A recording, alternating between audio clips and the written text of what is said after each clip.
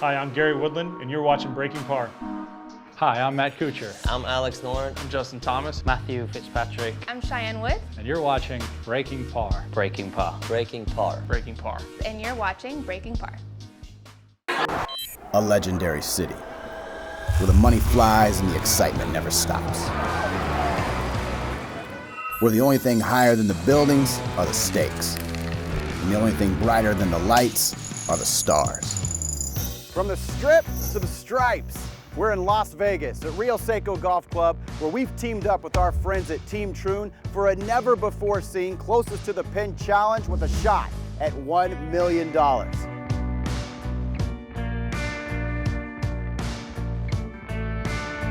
What in the hell? Oh, I gotta go out there? Okay, here we go. This is wild. This is so cool. All right, sweet. I can't tell you of all the days that I've done for different sponsors, like this was definitely the most fun. What I love about Troon is that they try to make it more fun, not taking golf too seriously, you know, doing things like this, like we did today, hitting from a floating tee box. Honestly, I didn't know what to expect. I mean, I saw the pictures online of the tee box. I've never done anything like this before. I've never hit a shot off of an island tee box before, so it definitely stands in a league of its own. You know, anytime you get to go out and do something new in this game, we haven't done. I've done a lot of things. I've never hit a ball in a floating raft, I would say. Yeah, it was awesome. Really, really cool experience, and yeah, something I've not done before. Well, we have a great client in Beachy Golf Properties that agreed to allow us to announce the exciting renewal of our Team Troon initiative here. We've been doing Team Troon for a couple of years now. We're super excited about renewing our relationship with all these great players. Team Troon is a collection of the top international talent representing the Troon brand throughout professional golf. I challenged our team, Chris Strauss and his team, to come up with a worthy event. Tim Chance, our CEO, calls me in the office and says, Chris, I want you to make a splash. So we thought, well, why don't we literally make a splash and we create this floating tee box.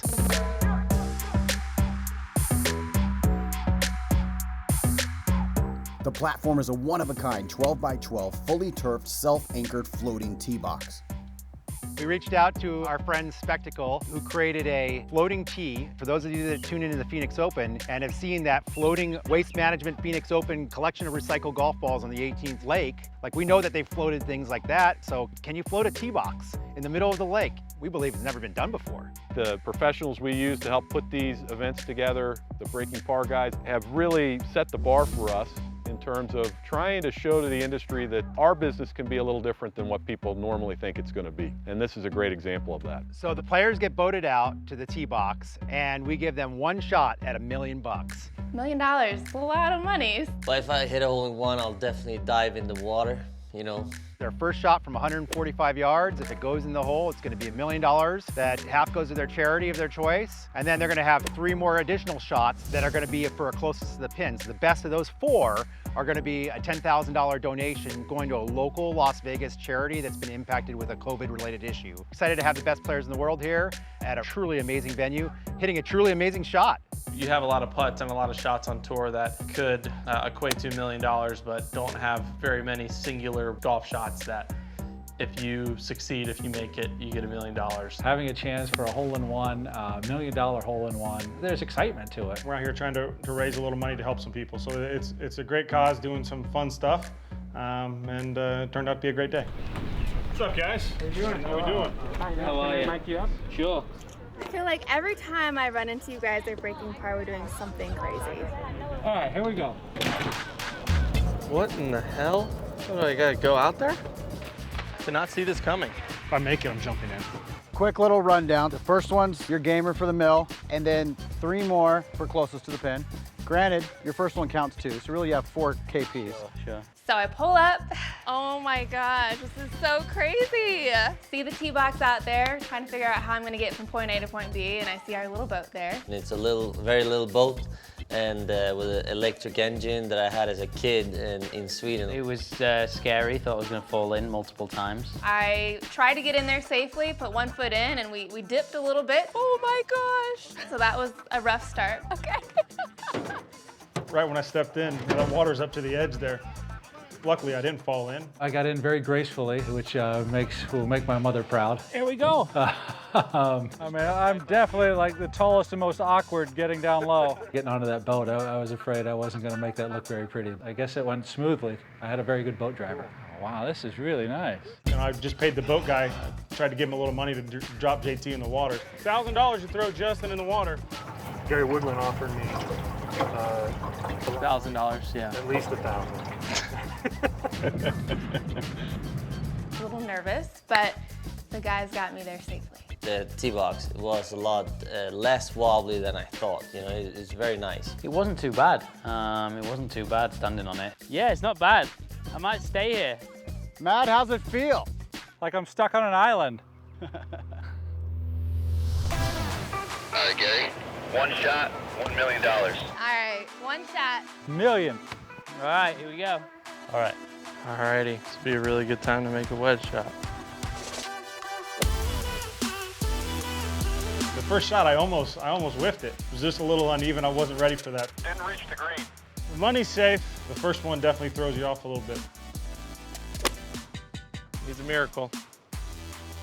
No good. No good. Is it no spinning back? Not a lot. Work in there. Come on. No million. There's a little bowl where the pin was, so you knew if you couldn't see the ball in the end, you knew it was pretty close. You know, I was short right on top of that tier, so I could see the ball. They gave me the number 145. I had my 8-iron. I figured if I flew it like 143, I'd be good. Wow, that's a chance. That's a chance. Left. Whoa! Oh! It disappeared for just a second. Thought I hit a good shot. I gave it a chance, so that's all I could do. That's 11 feet, 11 inches. New leader in the clubhouse. Yeah, I'll take that. Has anyone had a chance yet? 145, I was hitting a pitching wedge. Fortunately, it's a little bit of altitude, so I don't have to try and smash it. Got to break a lot. Sorry, guys. I don't know why there was another ball there. I was put off with that. Can I have another go? All right, Kuchar, it's all up to you. Sink it for $1 million. That might go in. Go in. Oh, come back. That comes back, right? You put it perfect. Tim, how come that didn't come back? I can't explain it. Pull the tape tight. 9 feet, 2 inches. Started moving a little bit, then it just stopped. That's a birdie. All right, Cooch, the million's safe, but there's still 10 grand on the table. Hey, the party's not over yet. 3 shots here. Closest to the pin. Oh my God, I just hold it. Go in the hole. Oh! I couldn't believe it.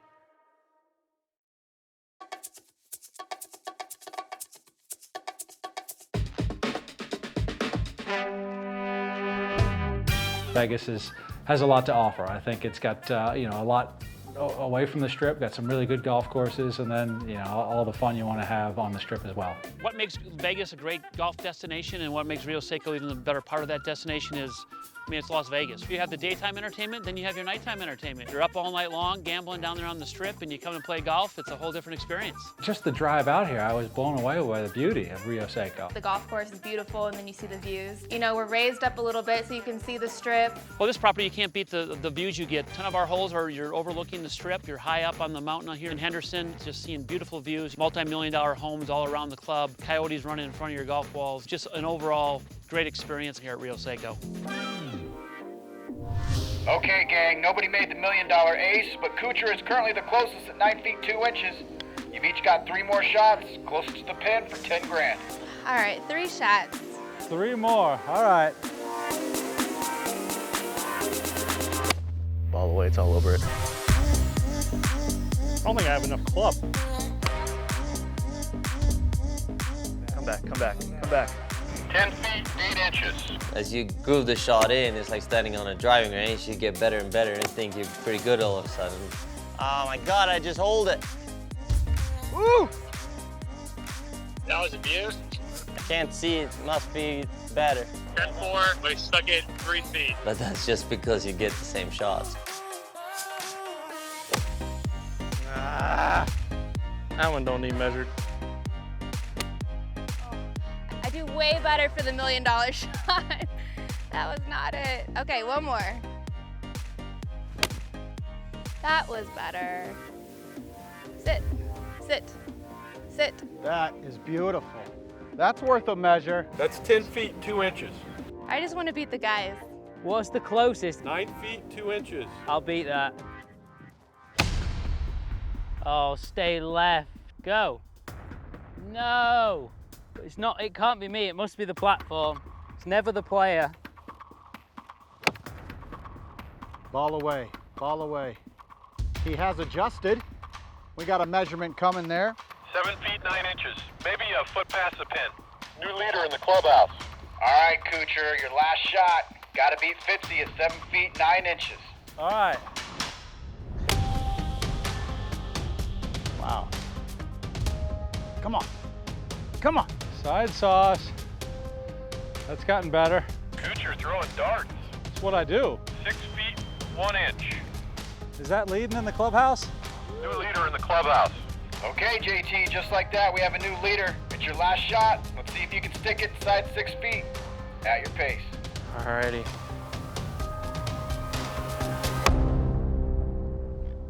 Oof, all over it.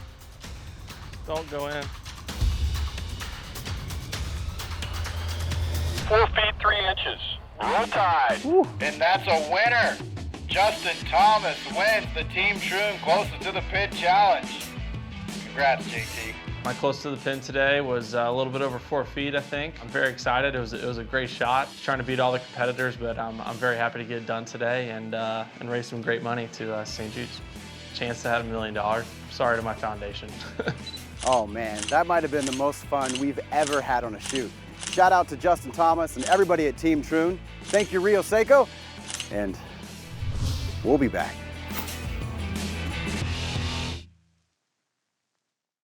We need a couple more B-roll shots for the drone. Fire another one, Fitz. Go in the hole. Oh! Did it drop? It's like that. JT may have hit the closest to pin, but I was overall closest, yeah. Coming up. Recently, there was a pretty big election in our country. Maybe you heard about it? I'm always going to thank Breaking Par because that video came out at a good time where I could tell my story. I'm sitting here just kind of wondering what just happened. That's straight ahead on Breaking Par. Recently, there was a pretty big election in our country. Maybe you heard about it? Yep, that's right. The candidacy for Secretary of the PGA of America. The voting took place on October 29th, and guess who won? If you've watched our show recently, then I bet you've probably heard of him. The new Secretary of the PGA of America is our friend, Don Ray. I'm sitting here just kind of wondering what just happened, right? I mean, I just got elected Secretary of the PGA of America, a guy from a par 61 golf course in East Mesa. So I'm so excited, humbled all at the same time, but it was nice to get a win today. Inside a recent episode of Breaking Par, we were given an opportunity to share Don's incredible story of how he got into the game of golf. But it wasn't until towards the end of our time filming with him that we really learned about his running for the next Secretary of the PGA of America. His next step is to run for Secretary of the National PGA. The reason I want to become the next president of the PGA of America, which starts with me getting elected as the secretary, is because I'm better in person than on paper. I'm a good cheerleader. Thank you for your show. I mean, it certainly gave me a platform, but I know you guys are doing it for the right reasons. So I'm always going to thank Breaking Par because that video came out at a good time where I could tell my story. And so I'm going to give you a little credit for my W today, if that's okay. We're just glad it didn't jinx him. The last time I was on the show, my daughter said, Dad, I hope you didn't jinx the whole thing by talking about being the next Secretary of the PGA of America. There's no way your show was going to jinx me. I mean, because it was an opportunity. That's the beauty of what you do, is I was able to just tell people what I thought about golf. That's what Breaking Par is about, right? And so shows like yours, we got to make sure that a lot of people see that. Because I know if I showed your show to a non-golfer, they might just start playing golf, and that's wonderful, right? So no, there is no jinx on being on Breaking Par, no doubt about it. In 4 years from now, Don will be the president of the PGA of America. But for the next 2 years, he'll sit on the board alongside fellow Southwest Section member and newly elected 42nd president of the PGA of America, Jim Richardson. Yeah, very excited for Don. I think it's historic. I believe that it's the first time ever that 2 national officers have been in the same section from the Southwest Section. You know, his passion, his knowledge, what he brings, kind of no-nonsense attitude towards golf and the business is going to be welcomed on the board. So excited for him and his family, and excited to work alongside him in the next 2 years. All those things I was talking about 2 months ago, we got to put them to work. I promise you, I'm going to bang the drum until we do. and Don's definitely going to have to hit the ground running. While him and Richardson have now embarked on roles of a lifetime, COVID has delivered golf some once-in-a-lifetime challenges. Our country always seems to bounce back. Golf is a game, I think, because of the life lessons it teaches, being able to bring kids into this great game where they can participate in it for a lifetime. I mean, we have a unique opportunity to always be able to bounce back because of some of the things that we offer. So this was the cards that we were dealt for this crisis.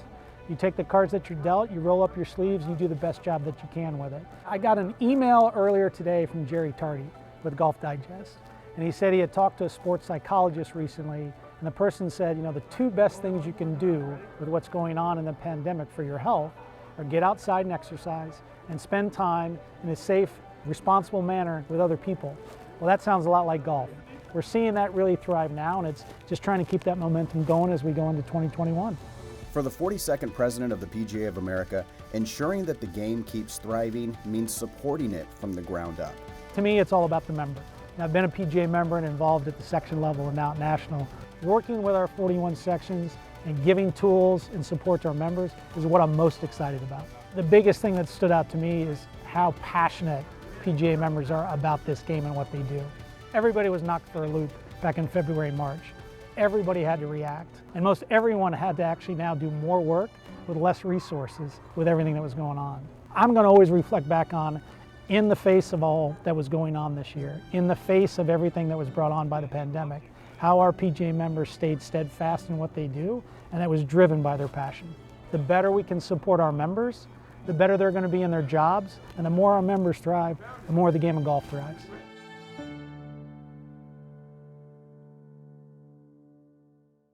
Coming up, we decided to have the Cool Clubs crew share with us some of their best bets. Best bet for lowering scores is focus on putting. It's almost half the shots in your round. Your best bet is more bounce. Your bonus best bet is to loft up. It's time to switch gears as we dive into another fan favorite social media spotlight. That's straight ahead on Breaking Par. Since the majority of this month's show was shot in Las Vegas, we decided to have the Cool Clubs crew share with us some of their best bets. So why is your best bet Cool Club? The past, the present, and the future. People have been copying us for 20 years. Currently, we've got the best technology that exists. In the future, we've got a ton of really cool stuff coming that will definitely change the industry. Best bet for lowering scores is focus on putting. It's almost half the shots in your round, it's only one club. Think about it. A third to a half of your shots are putting. You probably should be spending that much time working on putting versus the long game. People just don't do that. The putting studio here actually has 8 high-speed cameras in it. We also have the ability to use Quintec for measuring launch and roll, force plates in the ground. Probably some of that's overkill, but the capacity of it and how much you'll learn in a putter fitting at Cool Clubs is well worth your time. Because, like I mentioned, people don't take lessons on putting, half of our fitting, or probably a majority of it, is actually more teaching related. You have to get in the right posture first before you can fit correctly. But if you're not in the right position to begin with, what are we really fitting in? And it's so easy to fix, and one of your definite best bets. Get your posture correct, get fit correct, and practice. I'm done practicing, I'm off to the golf course. Up next, my team's got a couple more bonus bets for you. Your best bet is more bounce. Sand wedge, lob wedge, anywhere around the golf course. What is bounce? Bounce on a club is the angle from the trailing edge to the leading edge. The sole of the golf club, you can see how it's rounded right there. That's bounce on a golf club. With a club with less bounce, is going to typically dig down in, usually catch a shot fat or heavy. Bounce is going to be our best friend. It's going to tend to want to come up, hence the name bounce. It's going to bounce off of the surface instead of continuing to dig, giving you a nice smoother transition. Here's an example of 3 different bounces, 8, 10, and 12, all 56-degree lofts, so you can have numerous bounce angles of your wedges. You don't want that club to continue to dig and only hit the ball a couple feet. So the best bet is more bounce.